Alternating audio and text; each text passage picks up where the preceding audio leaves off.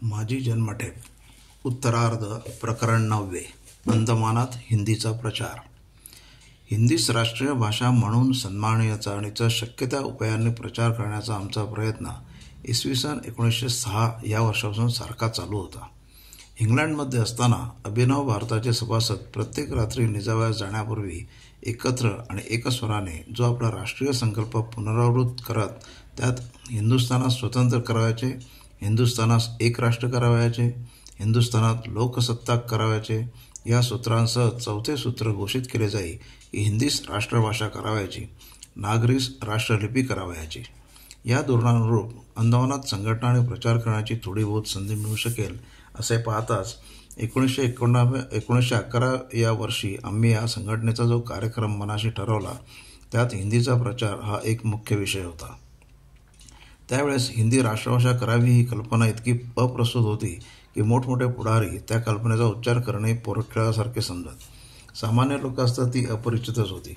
लोकमान्यांनी किंवा महात्मा गांधींनी तिचा उघड पुरस्कार करावा इतके महत्त्व त्या चळवळीस फार पुढे आले. त्यावेळेस केवळ नागरी प्रचारणी सभा आणि आर्य समाजातील काही लोक हेच विशेषतः या चळवळीचे पुरस्कर्ते होते.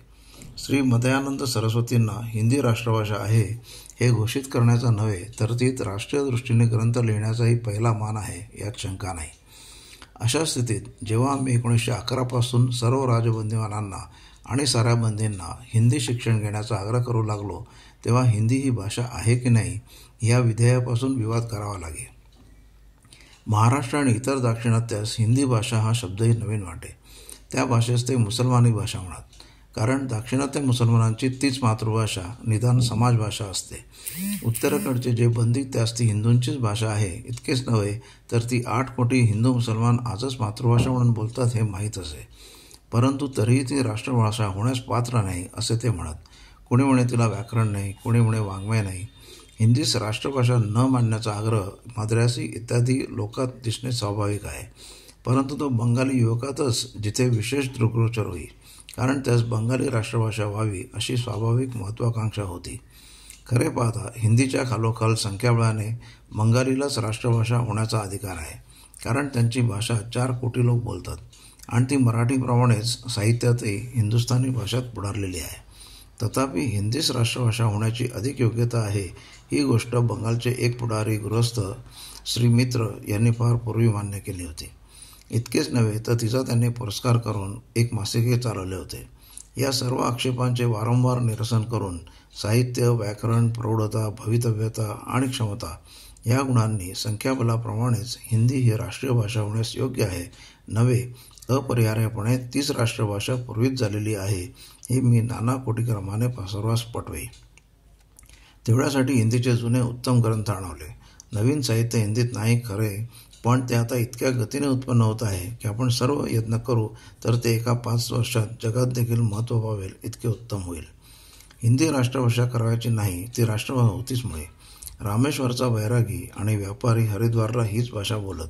पृथ्वीराजाच्या साम्राज्याच्या आधीपासून जात येत आला आहे. अशा अनेक युक्तिवादांनी आम्ही राजबंदीस हिंदी शिकण्यास प्रवृत्त करावे. त्याचप्रमाणे इतर बंदीसही. आमचा शिक्षण क्रमच असा असे. प्रत्येक राजबंदीने इतर प्रांताच्या भाषा शक्य तितक्या शिकाव्या. अंदमानात हे ज्ञान संपादन करण्याची उत्तम संधी होती. त्याचप्रमाणे आम्ही स्वतः बंगाल्यास हिंदी व मराठी, मराठ्यास हिंदी आणि बंगाली, पंजाब्यास त्यांच्या आणि त्यास पंजाबकडच्या गुरुमुखी इत्यादी भाषा शिकवित असावे. शेवटपर्यंत हा उद्योग सारखा चालला होता. गुजराती राजबंदी अगदी शेवटी आले, पण त्यासही हिंदी लिपी आणि भाषा शिकवून हिंदी पुस्तके वाचता यावी इतके शिक्षण त्या अवधीत दिले गेले. इतर बंदिवानास तर प्रथम हिंदी भाषा शिकवली जावी आणि नंतर इतर. असे 10 वर्ष आमचे आणि आमच्या साथीदारांचे परिश्रम अव्याहत चालले होते. यासाठीच एक उत्तम हिंदी ग्रंथालय एकत्र ठेवता येईना म्हणून फिरते कसे ठेवले होते हे मी मागे सांगितलेच आहे. या ग्रंथालयार्थ द्रव्य निरनिराळ्या रूपाने मिळवत होतो. आम्हा सहाय्य म्हणून बाहेरचे कित्येक स्वतंत्र अधिकारी केव्हा केव्हा द्रव्य देऊ इच्छित. आम्ही ते परस्पर हिंदी पुस्तके मागवून द्या म्हणून सांगून ग्रंथालयास द्यावे. अंदमानात पुस्तके मागवण्याचीही चोरी होती, म्हणून द्रव्य सहाय्य जसे आवश्यक तसे पत्ता देणे आणि आपल्या पत्त्यावर नुसते पुस्तके मागवू देणे हेही एक सहाय्य समजले जाई, नाही धाडसही समजले जाई. कारण सरकारास कळले तर बंदिवानांशी संबंध ठेवला म्हणून स्वतंत्र अधिकारातही प्रचार करण्याचे कार्य येत असल्याने त्यास स्वतःही हिंदी शिकण्याची आमची निकड लागलेली असे. कित्येक मद्रासी सद्ग्रस्त अधिकाऱ्यांना हिंदी शिकवण्याकरता आमचे सहाय्यक बंदिवान अंतस्थपणे जात असत. एका राष्ट्राभिमानी डॉक्टरने तर आपल्या मुलास हिंदी अक्षरशः मातृभाषा व्हावी म्हणून घरात आपल्या पत्नीस देखील हिंदी शिकवून मुलासमोर तीच बोलण्याची सवय लावली. या गृहस्थाने हिंदी प्रचारार्थ 10-5 रुपये मधून दानही द्यावे. या स्वतंत्र अधिकाऱ्यांच्या सहाय्या व्यतिरिक्त आणखी एक प्रसंग आम्ही साधावे. त्याच्या दिग्दर्शनात 1-2 उदाहरणे सांगतो. एक दिवाण नावाचा आर्य समाजाशी पूर्वी परिचित असलेला अल्पशिक्षित साधारण शेतकरी जन्मठेप घेऊन काही दरावड्याच्या भानगडीत आलेला होता. आमच्यावर हार्दिक भक्ती करे. त्याने आमच्या संस्थेत पुष्कळ काम केले. लोकांवर वजनही त्याचे असे. तो दुर्दैवाने अगदी तारुण्यात चांदवनाच्या वायुमानास आणि कष्टकारक बंदिवासास बळी पडला. त्याच्या इष्टमित्रांनी त्याच्या नावे काही जीवनावळ करायचे ठरवले. आम्ही त्यांचे मन वळवून ते पैसे त्यांच्या नावे हिंदी ग्रंथ आणि क्रमिक पुस्तके घेऊन ते ग्रंथालयास आणि दरिद्री बंदिवानास दान देण्याचे ठरवले. बिहारी नावाच्या एका मनुष्यास फाशीची शिक्षा झाली. त्याने काही द्रव्यदान देण्याचा नवस केला. ती शिक्षा योगायोगाने रद्द झाल्यामुळे त्याने ते दान कसे द्यावे हे विचारले. माझ्या उपदेशाने जेवणावळी जवळजवळ बंदच असत. ग्रंथाच्या आणि ज्ञानाच्या प्रसारास दान देण्याचे ठरवले तरी शीख, उर्दू, इंग्रजी जो तो वर्ग ते दान आपल्या भाषेतील पुस्तकास दिले जावे म्हणून म्हणे. आणि आम्ही विरोध केला की म्हणत यांना राष्ट्रीय भाषेच्या गोंडस ढोंगाखाली बंगाली, पंजाबी इत्यादी भाषा मारणे आहे. पण आम्ही सांगावे, मी मराठीच ते दान मागत नाही. तसे असते तर शंका एक वेळ ठीक होती, पण हिंदीच द्या. मी स्वतः गुरुमुखीसुद्धा त्या प्रांतिक भाषा शिकलो होतो. इतरांस बंगाली इत्यादी स्वतः शिकवत देखील. मला मराठीची मारायची आहे काय? पण आपला प्रांतिक अभिमान राष्ट्रीय हितापुढे बळी दिला पाहिजे असे समजावेत. अंते आम्ही त्या पैशातून हिंदी पुस्तके मागवण्यास त्या बंदींचे मन वळवले आणि अल्ला अब्दुलसारख्या लोकप्रिय पण जुन्या वळणाच्या ग्रंथापासून तो नागरी प्रचारणेच्या नवीनातील नवीन ग्रंथमालेपर्यंत 100-1 रुपयांचे ग्रंथ मागवले. आम्हा स्वतःला अला उदल फार आवडत असे. ज्या बंगाली स्नेहांचे मत हिंदी प्रौढ नाही आणि तिला वाङ्मय नाही असे त्यांना ती कशी गमनशील होत आहे ते दाखवण्याकरता तिच्यातील गुरुकुलातील किंवा इतर उत्तम ग्रंथ प्रसिद्ध होताच आणून बळेबळे दाखवे. त्यांना ते केव्हा केव्हा आनंदकारक न वाटता अपमानकारक निदान दुष्ट हेतूचे वाटे. पण तो हेतू विपर्यास सहन करू नये ते मी करीतच राहावे. शेवटी हिंदी राष्ट्रभाषा आहेच ही बुद्धी इतकी सार्वत्रिक झाली की ती सिद्ध करत बसण्याच्या स्थितीतून सिद्धांताच्या स्थितीपर्यंत पोचली. शिखांचे मन हिंदीकडे वळवण्यास निराळा युक्तिवाद उपयुक्त होई. त्यापैकी पुष्कळास श्री गोविंद गुरूंचे विचित्र नाटक इत्यादी ग्रंथ आणि सूर्यप्रकाशाधिक इतिहास शुद्ध होराश भाषेत म्हणजे जुन्या हिंदीत आहेत हे माहीत नसे. परंतु एकदा त्यास हिंदी त्यांची धर्मभाषाच कशी आहे आणि गुरुमुखी ही केवळ एक लिपी काय ती आहे हे समजावून देण्यात आले की त्यास हिंदीचे राष्ट्रीयदृष्ट्या नव्हे तर पंथदृष्ट्याही महत्त्व वाटू लागे. गुरुमुखी संबंधी आमचे मत कारागारातील त्या ग्रंथाच्या अभ्यासाने असे झाले की ती लिपी गुरूंनी शोधून काढली असे परंपरेचे मत ऐतिहासिक नसून त्याचा अर्थ इतकाच आहे की त्यावेळी पंजाबात प्रचलित असलेल्या लुंडी मुंडी म्हणजे मोडी इत्यादी व्यापारिक आणि प्राकृत जनातील लिपींपैकीच गुरूने ती निवडलेली एक जुनीच लिपी होती. शीख धर्मग्रंथ शास्त्रीत म्हणजे नागरीत न लिहिता त्या सामान्य लोकात प्रचलित असलेल्या लिपीत लिहावले जसे बुद्धाने पालित. म्हणून काय ते तिला गुरुमुखी हे नामादिवान मिळाले. हा विषय स्वतंत्र आहे. ओघाने विषय निघालाच म्हणून उल्लेख करून ठेवला आहे. ही उपपत्ती आजवर कोणाही विद्वानांनी पुरस्कार केलेली नव्हती हे आम्हास तेव्हाही माहीत होते. तिचे यथार्थत्वाचे वा अयथार्थत्वाचे दायित्व सर्वस्वी आमच्यावर आम्हास माहीत आहे तोपर्यंत तरी अनन्यपणे आहे. याविषयी अनेक ग्रंथींशी आणि शिखेज्ञांशी आम्ही अनेक वेळा चर्चा करावी. मी प्रथमतः मराठी देखील कोणास शिकवू देत नसे. ती का देत नसे? प्रथम मातृभाषा, मग लगेच हिंदी आणि नंतर अन्य प्रांतीय हिंदू भाषा असा क्रम ठेवी. तिथे प्रत्येकास शक्यतो अन्य प्रांतीय भाषा शिकवण्याचा मी आग्रह करी. परंतु तामिळ संघाच्या द्रविड भाषा शिकवण्याची सोय तिथे तिकडच्या ग्रंथांचा संग्रह आणि प्रचार करणारा कोणी योग्य मनुष्य नसल्याने आणि मला त्या येत नसल्याने मला करता आली नाही. याविषयी मला नेहमी वैगुण्य वाटत असे. ते वैगुण्य अजूनही मला घालवता आले नाही. बाकी मराठी, पंजाबी व बंगाली भाषा बहुतेक राजबंदी व शिक्षित बंदी उत्तम प्रकारे शिकले होते. मराठीतील महत्त्वाचे विशिष्ट ग्रंथही ते वाचित. तरी मी द्रविड भाषेत कोणकोणते नवीन ग्रंथ होते याची बारीक माहिती नेहमी मिळवी आणि पर्यवेक्षकांकडून शेवटी त्या भाषेची प्राथमिक पुस्तके आणि इतर नवीन ग्रंथ आणण्यासाठी परवानगी आणि पैसे देऊन एक टाचण करून त्याची मागणी केली होती. त्याच्या पुढे काय झाले ते माझ्या अकस्मात परत येण्याने मला कधीच कळले नाही. अंदमानामध्ये निरनिराळ्या प्रांताचे लोक एकत्र झाल्याने त्यांच्यात बोलाचालीची भाषा आपण होऊनच हिंदी असते. तेथे बंदिवानांची जी संतती आहे त्यांच्यातही लग्ने परस्पर प्रांतातील लोकात होत आल्याने अंदमानात जन्मलेल्या मुलांची मातृभाषा ही सहजच हिंदी असते. या स्वतंत्र लोकात बहुतांशी हिंदू लोकच असल्याने वास्तविक पाहता शिक्षणही शाळांमधून मुख्यत्वे करून हिंदीतूनच दिले जावयास पाहिजे होते. परंतु पूर्वीपासून हिंदुस्थानातील जे मुन्शी म्हणून तिकडे गेले ते सर्व पंजाब, दिल्ली इत्यादी उर्दू शिक्षणातील असल्याने अंदमानच्या मूळच्या प्राथमिक शाळेत उर्दू शिकवण्याची वहिवाट पडली. त्यास दुसरे एक कारण हेही होते की त्या उर्दू नोकरांच्याच दुय्यम लेखालयातून म्हणजे ऑफिसेसमधून भरणं असल्याने तेथील लिखाणाची दुय्यम भाषा उर्दूच झाली होती. पहिल्या शाळेतील उर्दू शिकून बाहेर पडलेल्या विद्यार्थ्यांच्या उदाहरणाने शिक्षित म्हणजे उर्दू शिक्षित अशी त्या नवीन वसाहतीत चमत्कारिक समज होऊन हिंदी शिक्षण घेण्याची इच्छा तर काय पण कल्पनाही लोकात उरली नाही. शाळा जशा वाढल्या तशी त्यात उर्दू शिक्षणाची परिपाटी पडत गेली. वास्तविक पाहता हिंदी आणि ज्यास उर्दू म्हणतात त्या मूळतः काही भेद नाही. हिंदी भाषा पर्शियन लिपीत लिहिली की झाली उर्दू. जेव्हा मूळ प्रश्न वास्तविक लिपीचा होता.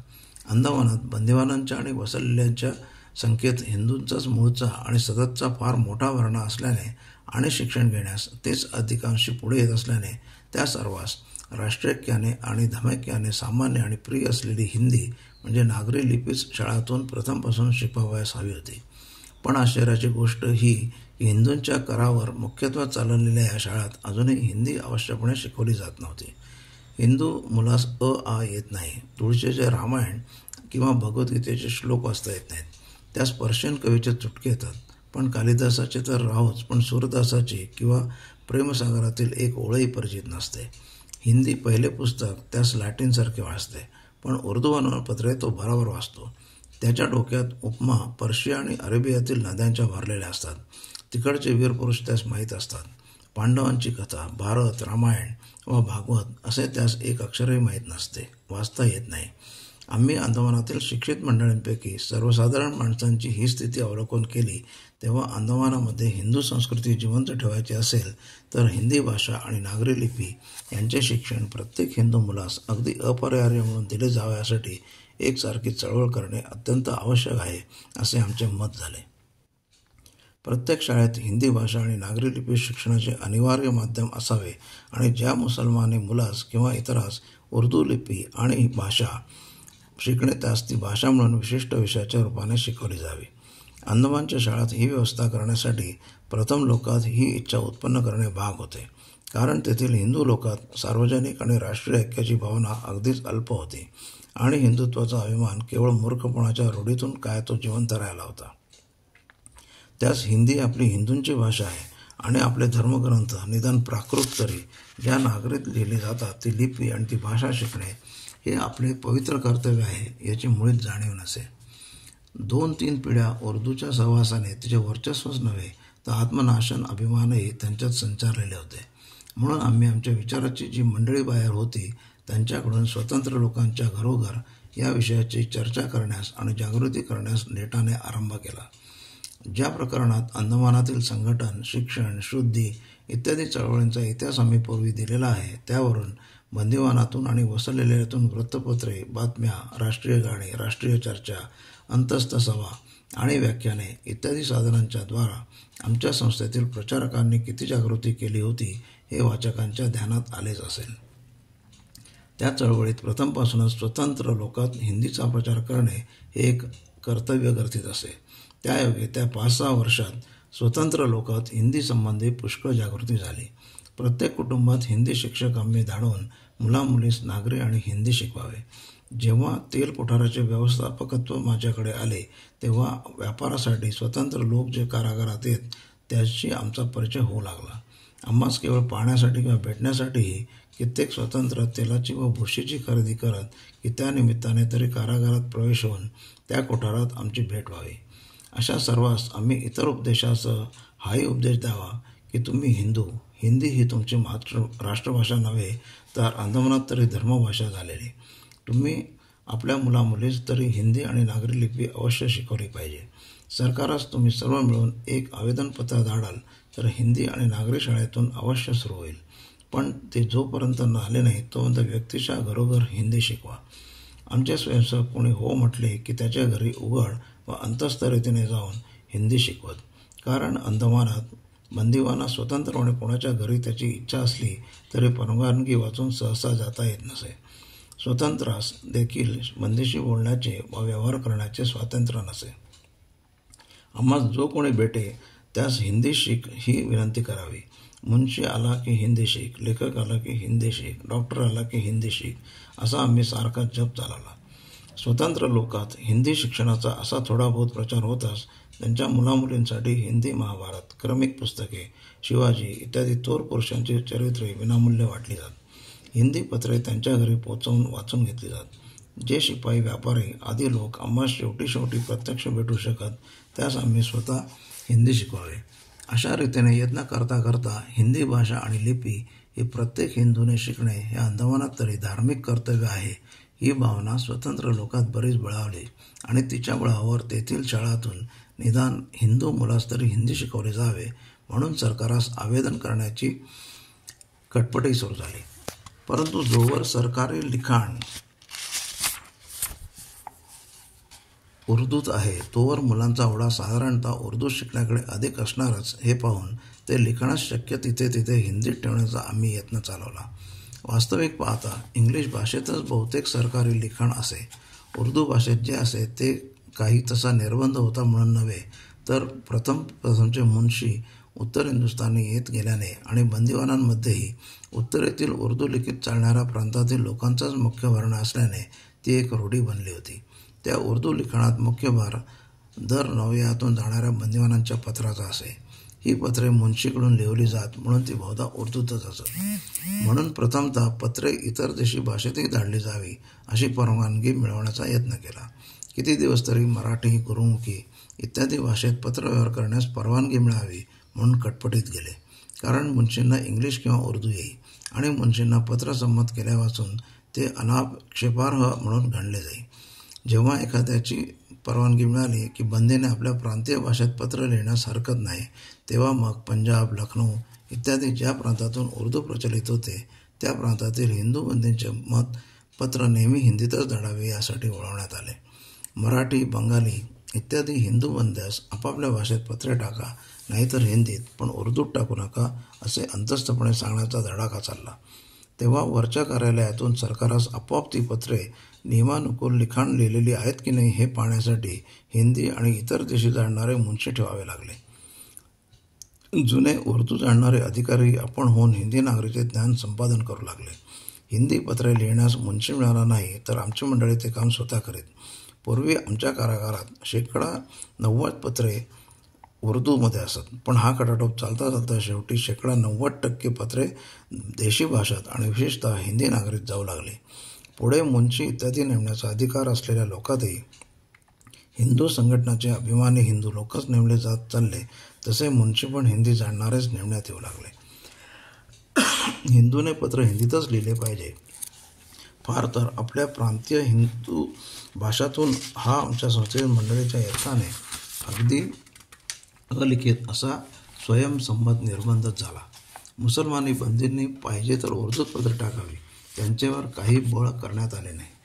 पण पूर्वी बंद्यास महाराष्ट्रात किंवा बंगालातही जे बहुधा उर्दूतच पत्र टाकावे लागे तो बलात्कार तोडून टाकला. जेव्हा लेखालयात आम्ही जाऊ लागलो तेव्हा आम्ही स्वतः लिहून आलेल्या सर्व बंदींच्या पत्रांची झडती घेऊन पाहावे की कोणी हिंदू निष्कारण उर्दूत पत्र लिहितात. लगेच जाऊन त्यांचे मत वळावे. असे करता ठिकठिकाणी हिंदी जाणणारे हिंदू मुन्शी नेमण्यात येऊन जाणारा पत्रव्यवहार बहुशः हिंदीत चालू झाला. तीच गोष्ट येणाऱ्या पत्रांची. कारण प्रत्येक हिंदू बंदीने उत्तर हिंदीतच धाडा म्हणून आपल्या नातलगास लिहावे असा यत्न चालू होता. त्यामुळे येणारी हिंदी किंवा हिंदू प्रांतीय भाषेची पत्रे वाढत चालली. ती सरकारीदृष्ट्या अनाक्षेपार्ह आहेत की नाहीत हे पाहण्यासही हिंदी मुन्शींची आवश्यकता वाढली आणि उर्दूचे महत्त्व आणि प्रचार कमी होत चालला. केवळ राजकीय बंदिवानास मात्र इंग्लिशमध्येच पत्रे टाकणे जवळजवळ भाग पडत असे. कारण ती पत्रे स्वतः इंग्रजी अधिकारी अन्वेषित करत. पुढे जेव्हा शेकडो राजकीय बंदी लुटले तेव्हा अर्थातच पुष्कळास इंग्लिश येत नसल्याने पत्रे स्वभाषेत टाकण्याची परवानगी तीही पुष्कळ खटाटोपाने मिळाली. आम्हास मात्र शेवटपर्यंत इंग्लिश पत्रेच टाकणे प्राप्त झाले. जी स्थिती पत्रव्यवहाराची तीच नावाच्या टिप्पणी सरकारी कार्यालयातील आणि लेखालयातील खालील अधिकाऱ्यांच्या हाती असलेली कामे, प्रत्येकींचा किरकोळ सरकारी पत्रव्यवहार आणि लिखाण यांची झाली. प्रथम हे सर्व उर्दूत होते, पण हिंदू मुन्शी आणि अधिकारी जसजसे उर्दू न लिहिण्याचे व्रत येऊ लागले तसतसे हे कामही हिंदीत होऊ लागले.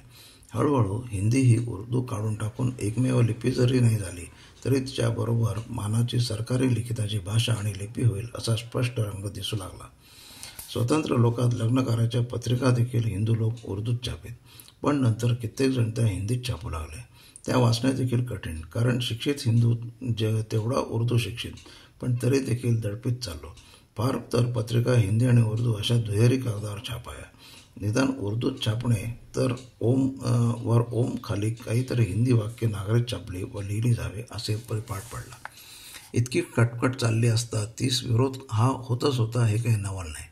पण आश्चर्याची गोष्ट अशी की तो विरोध केवळ मुसलमानी अधिकाऱ्यांकडून होत नसून इंग्रजी अधिकारी हिंदीच्या विषयी शंकित दिसत.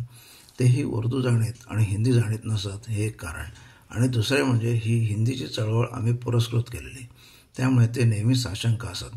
हिंदी पुस्तके मागवण्यास आम्ही एका बंदीचे मन वळवले असता तू उर्दू पुस्तके मागवणार होतास ती हिंदी का मागवले म्हणून त्यास प्रश्न विचारून उर्दू मागवण्यास त्याचे मन वळवण्याचा प्रयत्न करण्यासही एक इंग्लिश अधिकारी निघाले होते. त्यातही जेव्हा शाळेत हिंदी शिकवा म्हणून स्वतंत्र चळवळ सुद्धा झाली तेव्हा ही चळवळ आम्ही काढली आणि ती यशस्वी झाल्यास स्वतंत्रात आमचे वर्चस्व फार वाढेल अशी प्रतिवृत्ते, रिपोर्ट्स गुप्त पोलीस आणि मुसलमानी अधिकारी स्पष्टपणे वरिष्ठास कळवू लागले. हिंदीची चळवळ करणारे मुख्यतः तेच लोक होते जे आर्य समाज, शुद्धी, राजकारण, प्रचार, शिक्षण, अन्यायांचा प्रतिरोध इत्यादी कार्यात वारंवार पुढाकार घेतल्याने सरकारी लिखाणात चळवळे, भयंकर किंवा संशयास्पदी वर्तनी अशा एखाद्या उपपदाने गौरवलेले बंदिवान होते. अशा रीतीने हिंदीकडे सरकार निष्कारण साशंकाकडे पाहू लागल्याने स्वतंत्र लोकांनी मागणी केली असताही शाळेत हिंदू मुलास तरी अनिवार्य भाषा करण्यात आली नाही. आम्ही आल्यानंतरही करण्यात आले नाही. पण जर तेथील स्वतंत्र लोक सारखी खटपट करतील तर सरकारास आपला संशय किती वेडेपणाचा आहे हे कळून येऊन अंदमानच्या शाळेतून हिंदुस्थरी हिंदी आणि नागरिक अनिवार्य भाषा व लिपी म्हणून शिकवण्यास ते परवानगी देतील असा आमचा विश्वास आहे, असे आम्ही एकसारखे लोकांच्या मनावर बिंबवित होतो. मुलांच्या शाळेत हिंदी नागरी अनिवार्य करता आली नाही तरी त्याच संधीस निघालेल्या मुलींच्या शाळेत त्या चळवळीत यश आले. या हिंदू मुलींना देखील उर्दूत शिक्षण दिले जाणार होते. हिंदीची काही एक व्यवस्था होणार नव्हती, पण वेळी स्वतंत्र लोकांस सारखे लाजवून किजवून मुलीस तरी अली, बे, पे इत्यादी उर्दू मुळाक्षरे शिकवण्यासाठी मुसलमानी शिक्षकांच्या हाती देण्याच्या घातक प्रवृत्तीपासून परावृत्त केले गेले आणि प्रथमपासूनच मुलींच्या शाळेत हिंदू मुलींना हिंदी नागरी शिकवण्याची व्यवस्था करण्यात आली. राजकीय बंदिवानातही पंजाब इत्यादी प्रांतातील लोकांनी उर्दू पत्रे न टाकता आपल्या हिंदी भाषेतून टाकण्यास आरंभ केला हे सांगणे नकोच. राजकीय बंदीतल्या पंजाबी इत्यादी लोकात उर्दूत उत्कृष्टता कविता करणारे आणि नामांकित लेखकही होते. त्यातील कित्येकांनी प्रथम सहजच आमच्या उर्दू विरुद्ध चळवळीचा प्रतिकार केला, पण पुढे राष्ट्रभाषेच्या दृष्टीने उर्दू कसा वरपगडा करू पाहत आहे इत्यादी कोटीक्रम पटून त्यातील काहींनी आमच्यासमोर आजपासून ही उर्दू लेखणीच तोडली म्हणून प्रतिज्ञा करून हिंदीत लिहिण्याचा आरंभ केला. यास प्रथम आकाश, व्यायाम इत्यादी साधे शब्दही शिकवावे लागले. इतके त्यांचे मन उर्दूने अहिंदू करून टाकले होते, पण ते कष्ट त्यांनी सोसले आणि उच्च हिंदी नागरी शिकवत गेले. माझी चळवळ उर्दूच्या द्वेषाची नव्हती, कारण मी स्वतः उर्दू शिकत आणि वाचित असे. अजूनही साधारण ट फ पुरती उर्दू मला वाचता येते, समजते बहुतेक. ती एक लिपी आणि क्वचित उपभाषा म्हणून हिंदी मुसलमानात सुखने व जिवंत राहो. ती आमच्या मुसलमानी देशबंधूतील काहींची भाषा म्हणून आम्ही आंशिक ममतेने सांभाळू, परंतु हिंदूंच्या श्रमाने आणि उत्तेजनाने तिने इतके चढेल व्हावे की हिंदूसच त्यांची हिंदी भाषा राथाळून टाक आणि मला आपली राष्ट्रभाषा कर म्हणून तिने धमकावू लागावे हे मात्र आम्ही सहन करू शकणार नाही.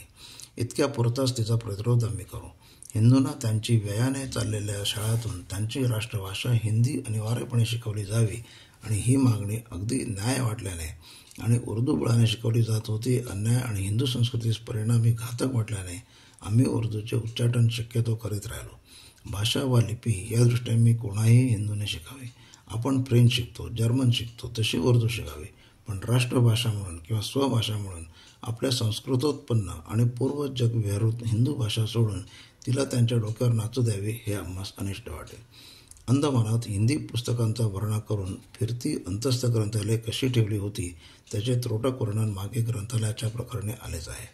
या फिरत्या ग्रंथालयात हिंदीतील अर्थशास्त्र, राजनीती, राजकीय चळवळी इत्यादी अगदी नवीनातील नवीन पुस्तके सारखी येत राहिल्याने सामान्य बंदिश प्रचलित नव्हे तर प्रौढ विषयाचेही ज्ञान होण्यास फार सुलभ गेले.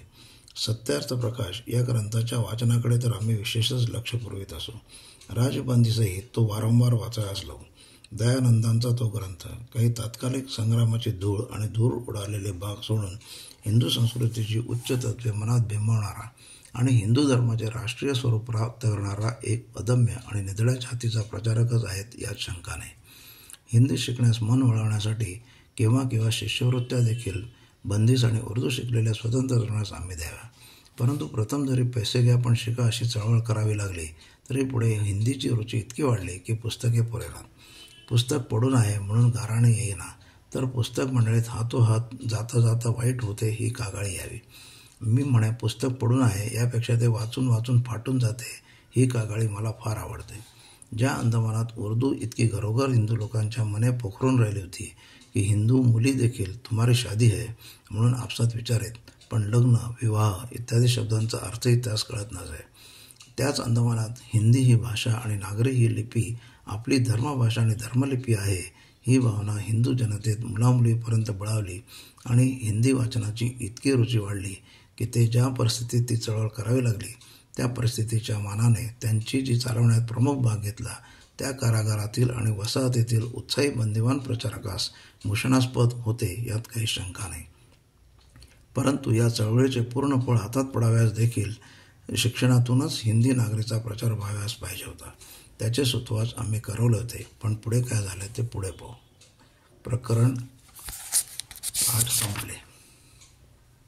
प्रकरण 9 संपले.